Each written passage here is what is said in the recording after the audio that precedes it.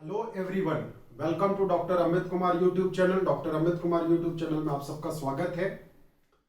आज का जो क्लास है वो आपका फाइनेंशियल स्टेटमेंट का आगे है। मैंने एक क्लास ऑलरेडी आपका अपलोड कर रखा है अपने चैनल पे। तो जो स्टूडेंट जो अब तक आप लोगों ने वो वीडियो को नहीं देख रखा है वो आज पहले उस वीडियो को देखेंगे, फिर बाद में आप ये वीडियो को देखेंगे तो आपको सारी चीज क्लियर समझ में आएंगे। मैं doctor Amit Kumar, assistant professor, Marwari college Ranchi. आज का जो लेक्चर है वो स्पेशली जो है सेमेस्टर 6 में जो विद्यार्थी हैं, जो स्टूडेंट्स हैं मारवाड़ी कॉलेज के लिए, उनके लिए है। और साथ में जो एमबीए का प्रिपरेशन कर रहे हैं या फिर जो आपका यूजीसी नेट का जो प्रिपरेशन कर रहे हैं उसके लिए भी ये लाभदायक वीडियो है। तो ऐसा है कि जिनका फर्स्ट क्लास है वो चैनल को सब्सक्राइब कर लीजिए, बेल बटन प्रेस कर लीजिए ताकि नया नोटिफिकेशन जो है आपको मिलता रहे। वीडियो को लास्ट तक देखेंगे। अगर आपको वीडियो समझ में आए तो लाइक बटन प्रेस कर देना। अगर किसी भी तरह का कोई भी डाउट आए तो आप जो है कमेंट बॉक्स में जाकर के कमेंट कर देंगे तो नेक्स्ट क्लास जो है मैं डिस्कस कर लूंगा। पिछला क्लास का मैंने जो लेक्चर दिया था उसमें एक बच्चे ने मेरे को मैसेज करके डाउट पूछा कि सर आप जो नॉन करेंट एसेट्स को फिक्स एसेट्स जो दिखा रहे हैं वो फिक्स एसेट्स जो है वो रिप्लेस कर दिया गया है। तो बेटा ऐसा है, मैंने आप लोगों को पहले ही क्लास में मैंने ये बात बताया था कि कभी भी कोई एक्ट जब बनते हैं, कभी भी जो कोई एक्ट बनते हैं तो वो एक्ट जो है जिस दिन बनते हैं उसके बाद हर साल जो है कुछ ना कुछ उसमें एक वर्ड मैंने लिया था, अमेंडमेंट होते रहते हैं, कुछ ना कुछ अमेंडमेंट होते रहते हैं। बात समझ में आ रही है? तो मैं जो अभी जो लेक्चर दे रहा हूं ये आपका 2013 में वो एक्ट कैसे बना मैं यहां पे हूं। और जो अमेंडमेंट हुआ था आपका, जो कल के क्लास में मैंने फिक्स्ड एसेट्स के बारे में चर्चा करा था कि फिक्स्ड एसेट्स में आप tangible fixed assets, intangible assets को, कैपिटल वर्किंग इन प्रोग्रेस, ये सब जो मैंने बताया था। तो यहां पे फिक्स्ड एसेट्स को वर्ड को रिप्लेस कर दिया गया। ये रिप्लेसमेंट जो हुआ है ये 2018 में हुआ है। मैं बात कर रहा हूं 2013 का। तो जब मैं इसका फाइनल क्वेश्चन आऊंगा तो मैं वहां पे ये चीज जो है मैं डिस्कस करने वाला हूं। बात समझ में आ रहा है? मैं ये चीज जो है डिस्कस करूंगा। Is it clear? तो आप लोग एकदम निश्चिंत रहे, सारे चीज को क्लियर करेंगे। और लास्ट में मैं जो आपको फाइनल जो बैलेंस शीट का जो फॉर्मेट दूंगा वो लेटेस्ट फॉर्मेट 2021 का फॉर्मेट दूंगा। बात समझ में? मैंने अभी बस आपको कैसे ये आया है मैं उसके बारे में डिस्कस कर रहा हूं। ठीक है? तो हमें लगता है कि वो बच्चा का डाउट क्लियर हो गया होगा। चलिए, तो ऐसा है मैंने पिछला क्लास में दो तीन चीज बातें करा था। सबसे पहले बात करा था, फॉर्मेट डिस्कस किया था। उस फॉर्मेट में एक हेडिंग था आपका, याद करिए, इक्विटी एंड लायबिलिटीज का हेडिंग था। आपको याद होगा इक्विटी एंड लायबिलिटीज का हेडिंग। तो इक्विटी एंड लायबिलिटीज में सबसे पहला जो हेडिंग हुआ करता था that is called share holder fund. Share holder fund. तो शेयर होल्डर फंड में बहुत सारे, नीचे इसके अंदर में क्या क्या थे मैं बता दूं आपको। शेयर्स कैपिटल था, देन आपका रिजर्व एंड सरप्लस था, देन इसके बाद आपका क्या था, money received against share warrant था ना, देन इसके बाद मनी रिसीव्ड ऑन एप्लीकेशन या एप्लीकेशन मनी था। ये चार बातें मैंने आपको शेयर होल्डर फंड में करा रखा था। तो आज के क्लास में मैं ये सारे का एक्सप्लेनेशन करूंगा कि सबसे पहला जो है काम हम शेयर कैपिटल में कौन से फिगर को डालते हैं और कौन से फिगर को नहीं डालते हैं। बात समझ में आ रही है? तो शेयर्स कैपिटल के लिए मैंने बगल में यहां पे मैंने एक नोट नंबर 1 डाला था, यहां पे नोट नंबर 2 डाला था, यहां पे 3 डाला था, यहां पे 4 डाला था। तो मैं नोट नंबर 1, तो कैपिटल कहने का मतलब क्या होता है, what is by capital? Capital क्या चीज को रेफर करता है? तो capital refer to the amount invested in an enterprises by its owner. ठीक है ना? वैसा पैसा जो भी इंटरप्राइजेस में जो उसके ऑनर्स ने जो इन्वेस्ट कर रखा है उसी पैसे को हमने क्या बोला? कैपिटल बोला। मतलब मैं फिर से रिपीट कर रहा हूं, capital refer to the amount invested in an enterprises by its owner. जैसे एग्जांपल के तौर पे पेड अप शेयर्स कैपिटल जो होगा इन कॉर्पोरेट इंटरप्राइजेस, अगर कंपनी है तो कंपनी के लिए जो पेड अप शेयर्स कैपिटल होगा वही आपका क्या कहलाएगा, कैपिटल वर्ड कहलाएगा। अच्छा, कभी कभी इक्विटी हम लोग ये को कैपिटल को जो है हम लोग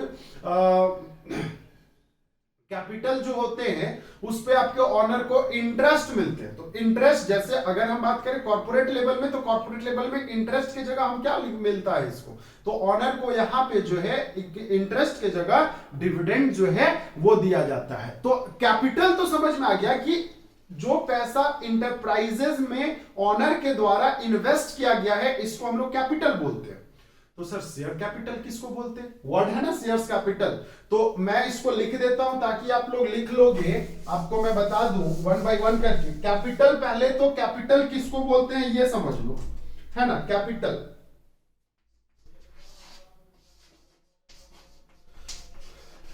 मैंने आपको बताया कैपिटल कहने का मतलब क्या, टू दी अमाउंट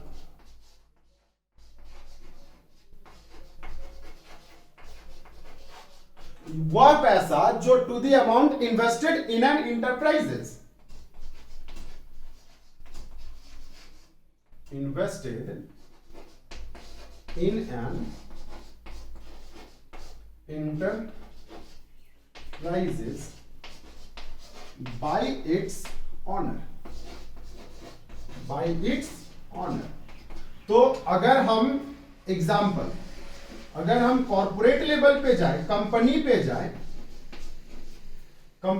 जाए तो जो पेड अप कैपिटल होता है, paid up capital by share holder, by its owner, its owner. तो ऑनर मतलब कौन, शेयर होल्डर। ऑनर कहने का मतलब कौन, शेयर होल्डर, ठीक है ना। तो पेड अप कैपिटल लिया जाएगा, ना कि कॉल्ड अप लिया जाएगा। अच्छा, कॉल्ड अप क्या होता है, पेड अप क्या होता है, मैं बताऊंगा। ये तो हो गया आपका कैपिटल का मतलब। अब शेयर कैपिटल कहने का मतलब क्या होता है, शेयर कैपिटल कहने का मतलब aggregate amount of money paid. क्या होगा, aggregate amount of money paid. Next, share capital किसको बोलते हैं, शेयर कैपिटल हम लोग किसको बोलते हैं, तो एग्रीगेट, मैंने क्या बोला, aggregate amount of money paid और ऑफ मनी पेड, और ठीक है ना, और क्या चीज, तो credited as paid on the shares, और credited as to paid as shares, as credited as paid, as paid, as paid, रुक जाओ, as paid, as paid on the shares holder, on the shares। तो shares के बदले में या फिर and और स्टॉक, स्टॉक के बदले में जो कॉर्पोरेट इंटरप्राइजेस किसका, तो of corporate, of a corporate enterprise.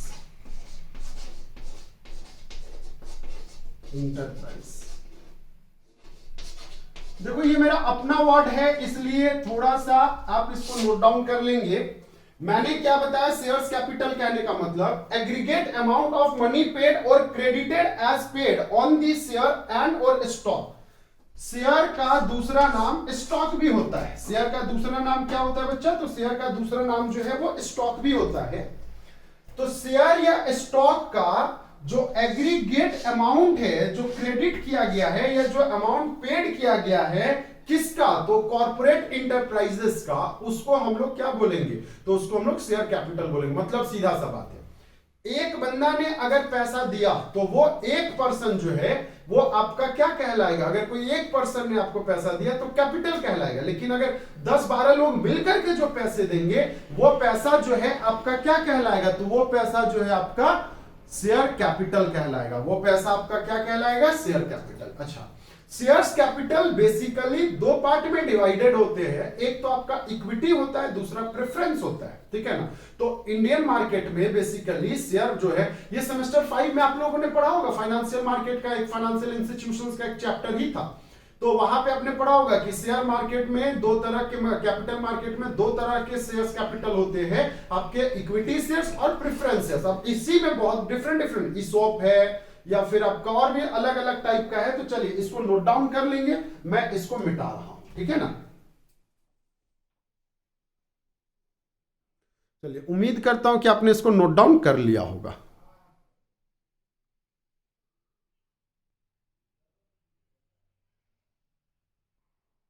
चलिए, तो ऐसा है, मैंने आपको यहां पे दो तरह का कैपिटल का बात करा है। तो इसका फॉर्मेट पे आ जाओ। ये तो मैंने बेसिक बता दिया कैपिटल किसको बोलते हैं।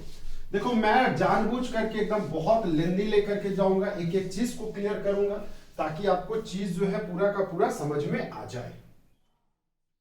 अब आ जाओ वर्किंग नोट। वर्किंग नोट, तो वर्किंग नोट नंबर क्या होगा? 1 होगा। नोट्स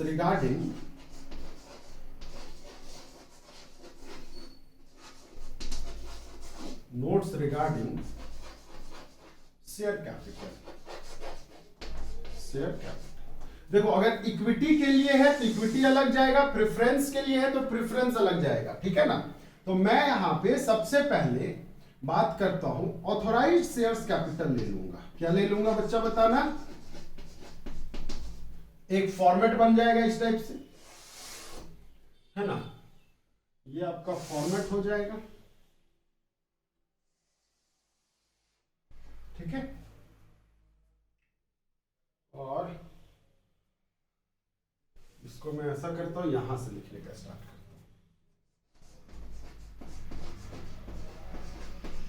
हूं। ऑथोराइज्ड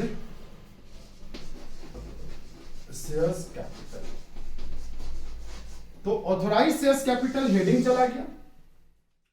इसमें आपका dot dot dot share at the rate of rupees dot dot dot etch, ये ब्रैकेट में आ गया और ये आउटर कॉलम में, यहां पे ये लेजर बंद, ठीक है। पहला कहानी, मतलब कंपनी ने ऑथोराइज कर रखा है, कहने का मतलब कंपनी ने कितना शेयर को सेबी में लिस्ट कर रखा है। अब जैसे लिस्ट करेंगे कंपनी जो है, अब पैसा फंड रेज करना चाहती है तो क्या करेगी? इशू करेगी। तो हम यहां पे नेक्स्ट कॉलम बनेगा issued shares capital. Share capital ये इसी सीक्वेंस में जाएगा, पहले ऑथोराइज्ड होगा, बाद में इशू होगा। तो इशू में भी dot dot dot share at the rate of rupees dot dot dot etch, यही होगा। इशू में भी यही होगा, ठीक है ना, कोई चेंजेस इस पे भी नहीं होगा। अब जैसे इशू कर लिया, मतलब कंपनी ने क्या किया, कंपनी ने जनरल पब्लिक के पास बोला कि भैया देखो, मेरे पास कंपनी का 20,000 शेयर है, मैं उसमें से 18,000 इशू कर रहा हूं। तो अब कंपनी मार्केट में शेयर जैसे इशू कर दिया होगा, मार्केट के लोग जो हैं सब्सक्राइब किए होंगे कि नहीं किए होंगे, तो सब्सक्राइब्ड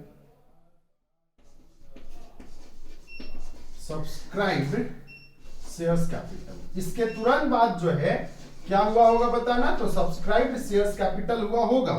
और सब्सक्राइब्ड शेयर्स कैपिटल में आपका dot dot dot share at the rate of rupees dot dot dot etch.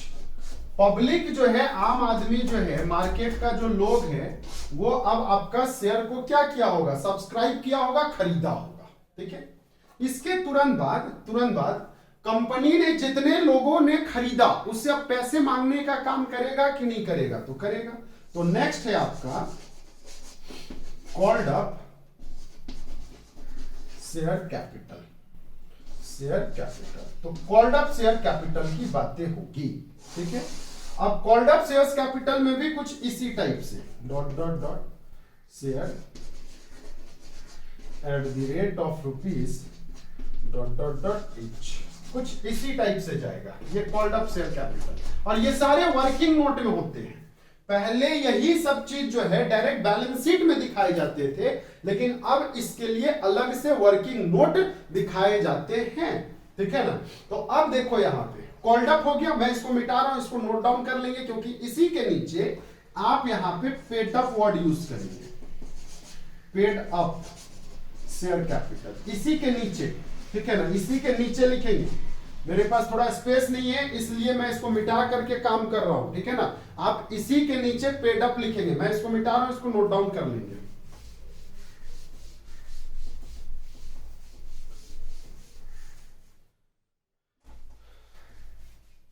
Paid up में क्या क्या होता है देख लो, ध्यान से समझोगे। हमने यहां पे नेक्स्ट जो कॉलम बनाया वो क्या चीज का बनाया, तो पेड अप शेयर कैपिटल,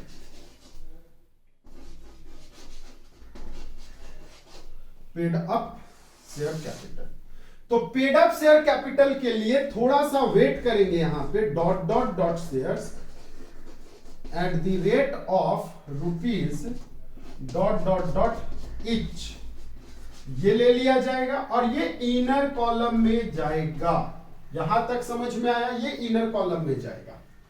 अब इसके बाद इसमें लेस करेंगे, अगर कोई कॉल्स इन एरियर है तो, कॉल्स इन अगर आपके पास एरियर है तो कॉल्स इन एरियर में भी चला जाएगा dot dot dot share at the rate of rupees, at the rate of rupees dot dot dot etch. ये आपका कॉल इन एरियर जो है वो आपका लेस हो जाएगा और ये आउटर कॉलम में आ जाएगा, इनर कॉलम का ही टोटल में आ जाएगा। बात समझ में आ गया, ये भी आपका इनर कॉलम के टोटल में ही आएगा। अब जो है इसके बाद इसी में आप ऐड कर लेंगे, अगर किसी भी तरह का शेयर फॉर फीचर है तो शेयर फॉर फीचर्स अमाउंट। ये आपको शेयर कैपिटल वाले चैप्टर में सेमेस्टर 4 में आपने पढ़ा होगा, ये वर्किंग नोट से कैसे आता है। जो पैसा आपका री इशू नहीं करते हैं, जो बच जाता है वो पैसा यहां पे आउटर कॉलम, और यही पैसा आपका पेड अप पैसा कहलाएगा। और ये पैसा टोटल जो है, यही पैसा जो है आपका बैलेंस शीट में ट्रांसफर होगा। Is it clear? तो इतना करने के बाद जो है ये हमारा यहां पे खत्म हो जाता है, ठीक ना। और ये जो है ये आपका शेयर कैपिटल के नाम से चला जाएगा। ये किसके नाम से चला जाएगा? शेयर कैपिटल के नाम से। और वर्किंग नोट नंबर क्योंकि ये 1 था तो इसीलिए मैंने 1 डाला और ये बैलेंस शीट में ट्रांसफर हो जाएगा। Is it clear? तो ये तो किसके रिगार्डिंग था? ये आपका शेयर कैपिटल के रिगार्डिंग था। तो शेयर्स कैपिटल में मैंने आपको सारा चीज बता दिया। प्रेफरेंस शेयर्स कैपिटल अगर इसी में है तो प्रेफरेंस शेयर्स कैपिटल का जो है अलग कॉन्सेप्ट बनेगा। इक्विटी शेयर्स जो है, इक्विटी शेयर्स का भी जो है कॉन्सेप्ट आपका अलग बनेगा। Is it clear? तो यहां तक अगर समझ में आ गया होगा तो मैं इसको मिटा रहा हूं क्योंकि नेक्स्ट कॉन्सेप्ट जो है रिजर्व एंड सरप्लस से। Note number 2,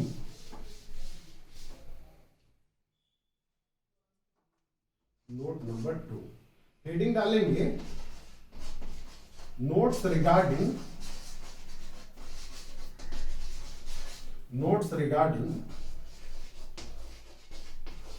reserve and surplus. Notes regarding reserve and surplus. तो रिजर्व एंड सरप्लस में भी कुछ इसी टाइप से एक फॉर्मेट जाएगा।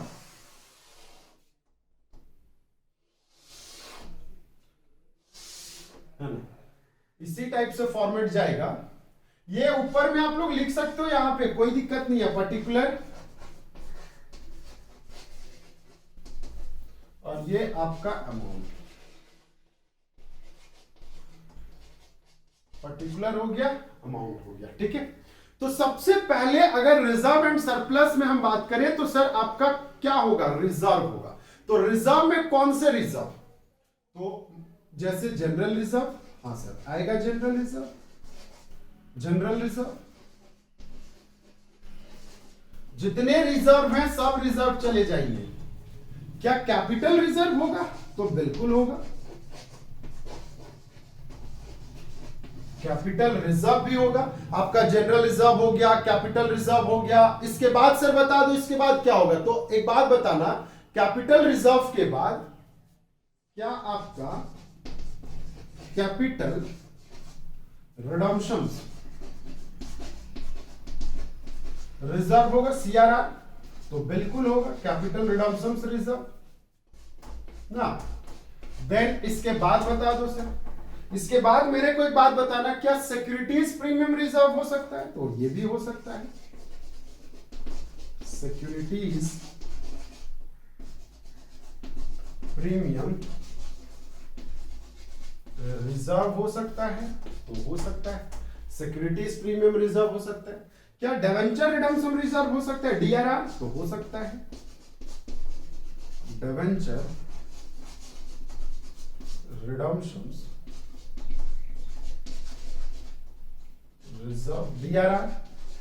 देखो एक बात मैं बता दूं, यहां पे लॉन्ग टर्म हो या शॉर्ट टर्म हो, ऐसा कोई जरूरी नहीं है कि लॉन्ग टर्म है तो नहीं जाएगा या फिर शॉर्ट टर्म है तो नहीं जाएगा। तो ये सारे के सारे रिजर्व आपके यहां पे जाएंगे। क्या इसके अलावा कंटिंजेंसी रिजर्व सर हो सकता है, तो बिल्कुल हो सकता है, आपका कंटिंजेंसी रिजर्व भी जा सकता है।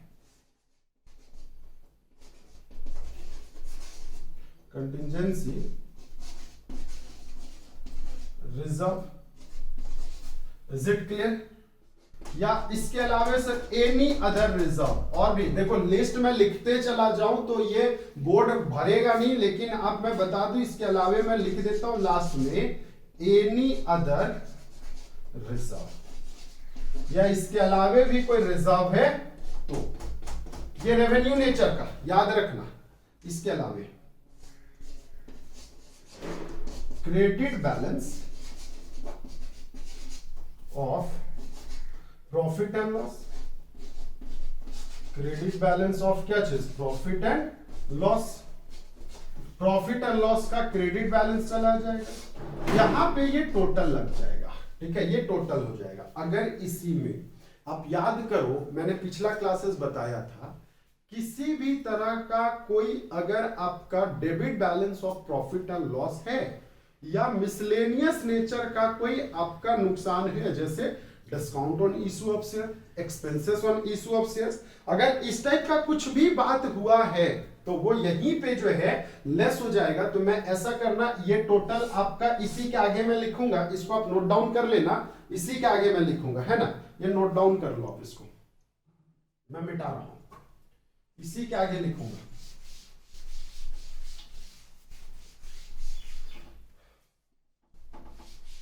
साथ साथ में नोट डाउन करते जाएंगे तो आपको ज्यादा इजी समझ में आ जाएगा। देखो लास्ट में मैंने यहां पे टोटल कर रखा था, है ना, इसमें ना बाबू अब लेस कर लेंगे हम लोग, लेस कर लेंगे क्या चीज, तो अगर हमारा debit balance of profit and loss है, ब्रैकेट में लिख लेना इफ एनी, अगर कुछ है तो, जरूरी नहीं है कि ये होगा ही होगा,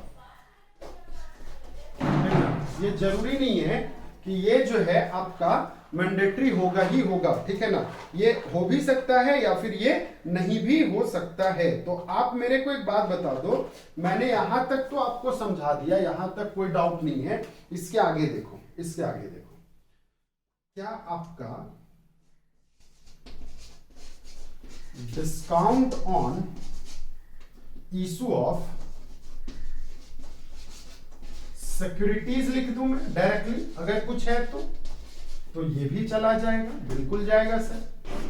क्या इसके अलावे loss on issue of securities, ये भी चला जाएगा। अब इसके अलावे क्या आपका expenses on issue of securities ये चला जाएगा। तो ये सारे फिगर जो है नेगेटिव वैल्यू है या फिर डेबिट बैलेंस है। तो डेबिट बैलेंस को राइट ऑफ करने के बाद जो बैलेंसेस जो आता है बच करके, यही बैलेंस आपका रिजर्व एंड सरप्लस के नाम से जाना जाएगा। ये क्या नाम से जाना जाएगा? रिजर्व एंड सरप्लस के नाम से जाना जाएगा। और यही आपका पॉइंट नंबर 2 कहलाएगा। और बैलेंस शीट में ये टोटल वैल्यू जो है ये ट्रांसफर होगा। Is it clear? यहां तक आपको अगर समझ में आ गया होगा तो मैं इसके बाद में बात करता हूं, ठीक है ना? यहां तक कोई दिक्कत है तो नहीं है, इसको नोट डाउन कर लेंगे। नेक्स्ट है आपका money received against share warrant.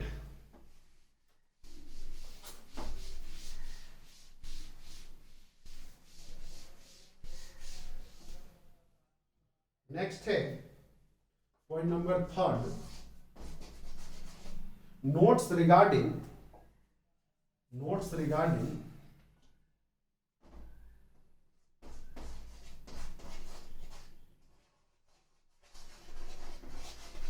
notes regarding money received against share warrant।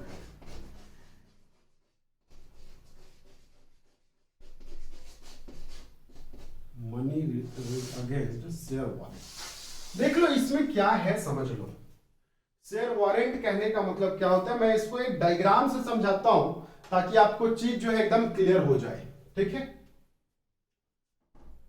अगर ये एक कंपनी है, ये क्या है बताना, जॉइंट स्टॉक कंपनी।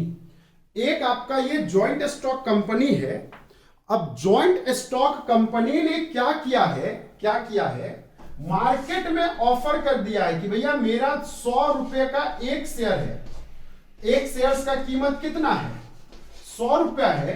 जो 100 रुपया लेकर के आएगा मैं उसको शेयर दूंगा, ठीक है? ये कंपनी ने ये मार्केट में अनाउंस कर दिया। अब देखो ये सारे लोग पैसे लेकर के आ गए। कितने पैसे लेकर के आ गए? 100 रुपया लेकर के आ गए। ये जितने लोग हैं ये सब 100 रुपया लेकर के आ गए।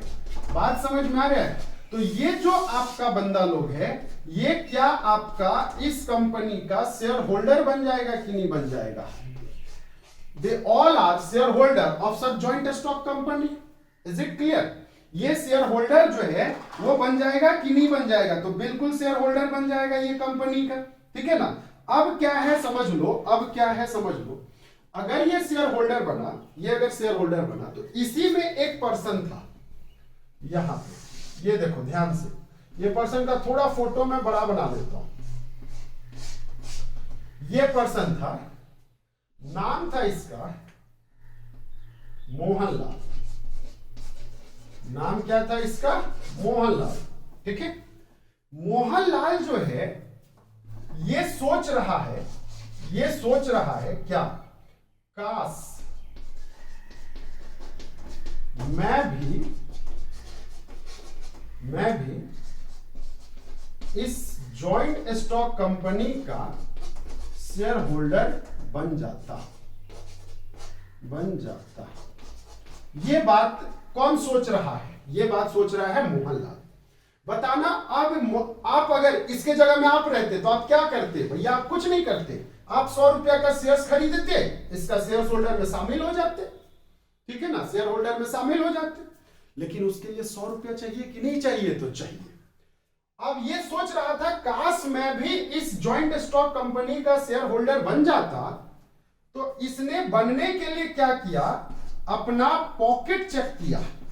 क्या किया? अपना पॉकेट जो है वो चेक किया और इसने पाया कि मेरे पास जो पैसा है मात्र 80 रुपया है। कितना पैसा है बताना? 80 रुपया है। अब ये 80 रुपया ले जाकर के जॉइंट स्टॉक कंपनी के पास गया और बोला क्या कि तुम ऐसा करो, मेरे पास 80 रुपया, मेरे को शेयर्स दे दो। क्या कंपनी शेयर्स देगा? क्योंकि कंपनी ने तो ऑफर कर रखा है 100 वाले भीड़ लगे हुए इस कंपनी के शेयर्स को खरीदने के लिए।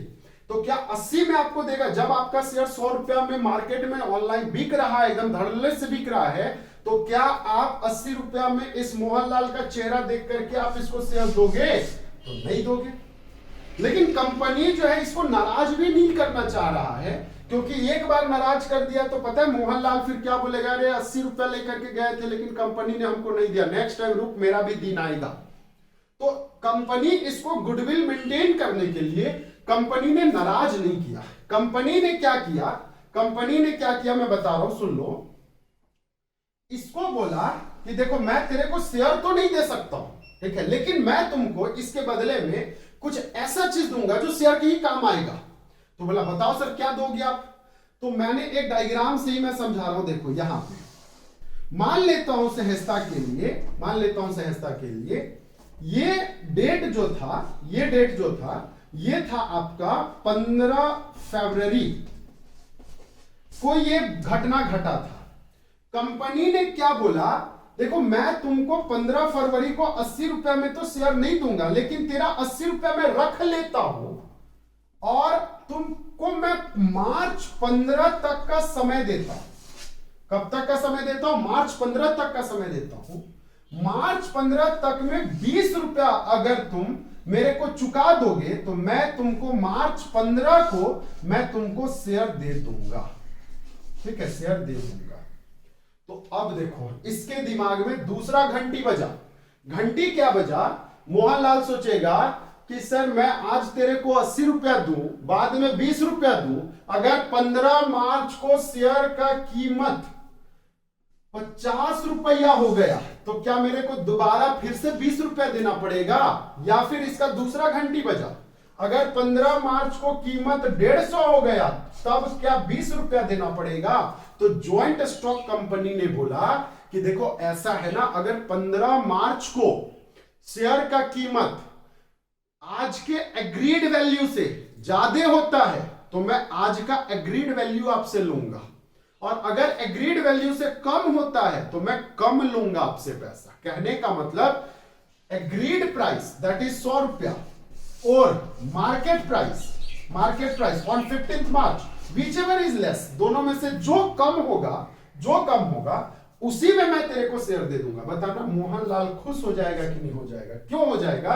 क्योंकि 15 मार्च को अगर शेयर का कीमत 150 हो गया तो 150 वाला शेयर जो है 15 मार्च को मोहनलाल को 100 ही रुपया में मिल जाएगा कि नहीं मिल जाएगा? मिल जाएगा। तो that is called share warrant. इसी को हम लोग क्या बोलते हैं? शेयर वारंट बोलते हैं। तो देखो ध्यान से समझोगे, इस शेयर वारंट को हम कैसे लिखते, कैसे, इसको मैं मिटा रहा हूं, इसको नोट डाउन कर लेना आप लोग। शेयर वारंट को हम कैसे मेंशन कैसे करते हैं समझोगे चीजों को, है ना। मैं थोड़ा सा डेट आगे बढ़ा देता हूं, 15 अप्रैल कर देता हूं। चलो ध्यान से सुनना, यहां पे ये डेट था फरवरी 15 और एक डेट ले लेता हूं मैं अप्रैल 15। मैंने मार्च को अप्रैल कर दिया, बस बताना एक डेट बीच में है मार्च 31, है ना। 15 अप्रैल को ज्वाइंट स्टॉक कंपनी के पास क्या आया? शेयर आया। कितने का पैसा आया? Bank account.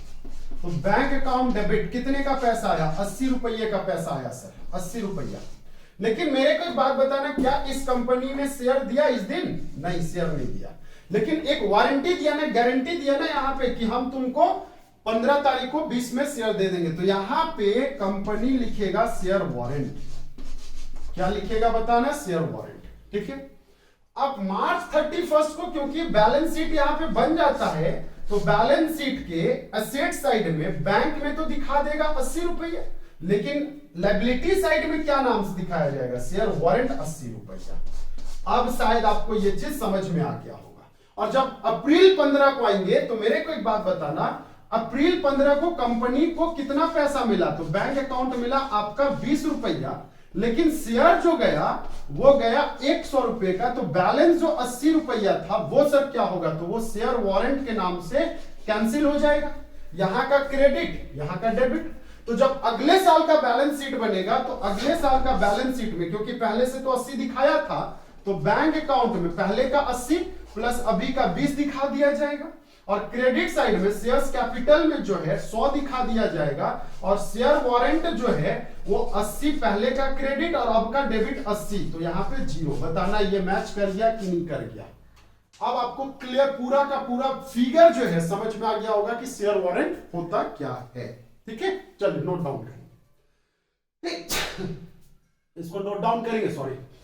और शेयर वारंट मैं फिर से समझा देता हूं, ये फिजिकल फॉर्म ऑफ शेयर्स में नहीं जाता है। ये क्या जाता है कि हमने आपको एक वारंटी दे रखा है कि आज जो हम तुमको शेयर्स नहीं दे रहे हैं, लेकिन कल जो हम तुमको शेयर्स देंगे, और कल कौन से प्राइस पे देंगे, एग्रीड प्राइस और आपका market price, which ever is less. अगर एग्रीड प्राइस 100 रुपया है, मार्केट प्राइस 80 रुपया हो गया, तो मैं 80 पे शेयर्स दूंगा। अगर एग्रीड प्राइस 100 है, मार्केट प्राइस अगर 150 हो गया, तो मैं 100 पे शेयर दूंगा। ठीक है ना, तो ये इन्वेस्टर के लिए फायदा। अब बताओ सर, अब कंपनी के लिए क्या फायदा। कंपनी को अप्रैल में मिलने वाला पैसा 80 रुपया जो है वो 15 फरवरी को मिल रहा है, 2 महीना पहले मिल रहा है विद इंटरेस्ट फ्री। मतलब क्या कोई इस पे इंटरेस्ट दे रहा नहीं, तो 2 महीना में ये अपना खेला कर जाएगा कि नहीं, कंपनी जाएगा ना। तो ये कॉन्सेप्ट होता है आपका शेयर वारंट का। लास्ट कॉन्सेप्ट है आज के क्लास का, लास्ट कॉन्सेप्ट है आपका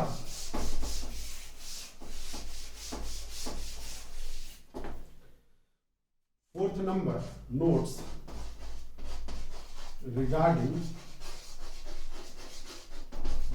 regarding share application money received. देखो क्या कहानी बनता है, ये बहुत ज्यादा नहीं, ये भी एकदम बिल्कुल शेयर वारंट की जैसा है। मान लेता हूं सपोज यहां पे आपका मार्च 31 है, मैंने क्या किया था, मार्च 15 को एप्लीकेशन मनी रिसीव किया था, मार्च 15 को। तो एंट्री क्या लिखा होगा, बैंक अकाउंट डेबिट लिखा होगा कि नहीं लिखा होगा। तो सर बैंक अकाउंट हमने क्या किया होगा, डेबिट किया होगा। तो बैंक अकाउंट जब हमने यहां पे डेबिट किया, साथ में क्रेडिट क्या किया होगा, टू शेयर एप्लीकेशन। और इसका शेयर अलॉटमेंट हो रहा है अप्रैल 20 को, मान लेता हूं अप्रैल 20 को। तो यहां पे एंट्री क्या पास किया होगा, शेयर एप्लीकेशन टू क्या चाहिए, शेयर्स कैपिटल, यही एंट्री पास किया होगा। बताना बीच में डेट आ रहा है मार्च 31, मार्च 31 को बैलेंस शीट बनाया जाएगा। बैलेंस शीट में क्या आपका शेयर्स कैपिटल गया है, नहीं, तो इसको आप कैसे मेंशन करोगे। तो इसको आप देखो, ध्यान से सुनना, आपका बैंक में तो चला जाएगा इधर पैसा, और इधर चला जाएगा शेयर एप्लीकेशन, और यही पैसा जो है आपका शेयर एप्लीकेशन में गया था। आई बात समझ में। वैसा application money receive, but shares were not allotted, लेकिन शेयर्स हमने अलॉट नहीं किया है, तो वो आपका यहां पे चला जाएगा। अब जो बाकी रह गया आपका current liabilities, non current liabilities, 1 दिन का लेक्चर है, और एसेट्स और नॉन करंट एसेट्स जो है वो 1 दिन का लेक्चर है। और उसके बाद फिर मैं नया चैप्टर पे आऊंगा, कैपिटल बजटिंग पे आऊंगा, या फिर कोई दूसरा चैप्टर पे आऊंगा। ठीक है, तो okay, all the best, thank you.